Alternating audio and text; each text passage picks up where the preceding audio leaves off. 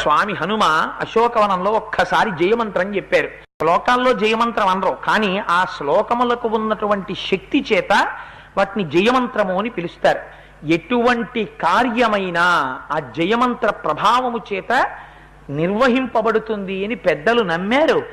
ఎందరో దానివల్ల ఫలితాన్ని పొందారు. అందుచేత జయమంత్రం అంటే అంత శక్తివంతమైనటువంటి మంత్రం.